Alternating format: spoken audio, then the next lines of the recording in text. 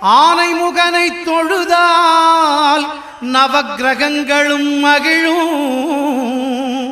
நல்லதே நடக்கும், நல்லதே நடக்கும்.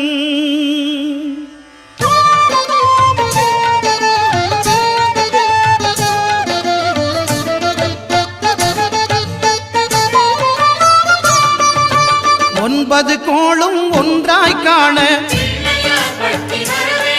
அங்கு கற்பகம் என்னும் கடவுளின் மெய்யில்